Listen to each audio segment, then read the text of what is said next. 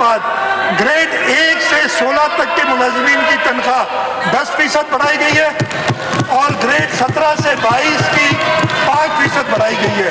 और ये जरूरी है, जैसे मैंने कहा, कि हम क्या सिग्नल्स देते हैं प्राइवेट सेक्टर को।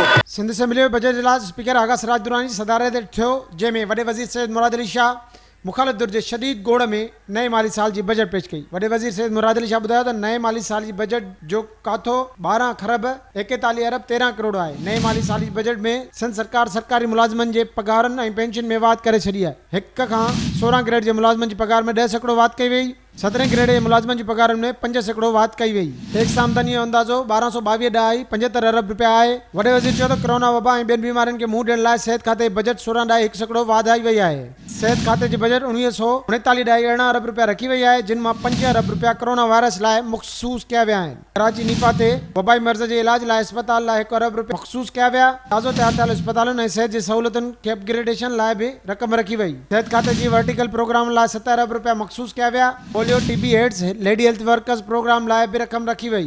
कार्यक्रमनि ते ज़ाब्तो आणण वैक्सीनेशन प्रोग्रामनि लाइ रक़म मखसूस कई वई। हेल्थ अलाउंस जे मद में 1 अरब रुपया रखिया विया। वॾे वज़ीर चयो त संघ सरकार ज़राअत खाते जी बजट 40% इज़ाफ़ो कंदे 15.84 अरब रुपया रखिया आहिनि। आबपाशी खाते जी बजट 20.1 अरब रुपया रखी वई आहे। मार्केट ते ज़ाब्तो आणण लाइ 440 मिलियन रुपया रखिया विया आहिनि। मुराद अली शाह चयो त ज़राअत खाते जी बजट में इज़ाफ़े जो बुनियादी मक़सदु मार्केट ते ज़ाब्तो आणण ऐं आबादगारनि खे रिलीफ ॾियणु आहे। हुन चयो त ज़राअत खे हथी वठण लाइ नंढनि आबादगारनि खे चांवरनि जे मयारी ॿिज जी रिआयत लाइ 100 अरब रुपया मखसूस कया विया आहिनि। वज़ीर चयो त नंढनि आबादगारनि खे खाण जी सब्सिडी लाइ 100 अरब रुपया रक़म मखसूस कई वई आहे। चयो त नंढनि आबादगारनि खे जीतमार दवा लाइ सब्सिडी लाइ बि 100 अरब रुपया रखिया विया आहिनि। नए माली साल जे बजट में तालीम जे शोबे लाइ 9 अरब रुपयनि जो इज़ाफ़ो कयो वियो आहे। बजट में सिंध एजुकेशन फाउंडेशन लाइ 9.5 अरब रुपया मखसूस कया विया। समाजी भलाई वारे शोबे लाइ 7 अरब रुपया मखसूस कया विया आहिनि। तरक़ियाती ख़र्चनि जो अंदाज़ो 2232.94 अरब रुपया लॻायो वियो। वॾे वज़ीर चयो त गैर तरक़ियाती ख़र्चनि में इज़ाफ़ो रुगो 7% ताईं महदूद आहे।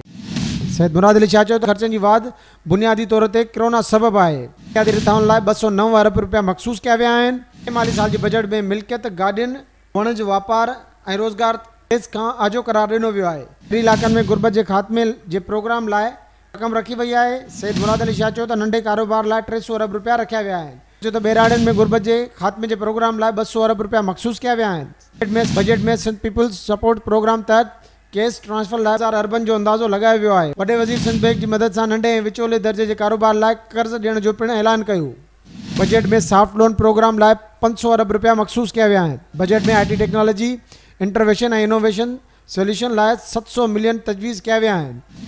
वॾे वज़ीर चयो त बजट में सूबाई ADP जो काथो 155.2 अरब रुपया आहिनि। मुराद अली शाह जो ज़िले ADP 15.2 अरब आहे। वफ़ाक़ जी मदद सां हलंदड़ रिथाउनि जो काथो 8.3 अरब रुपया लॻायो वियो आहे।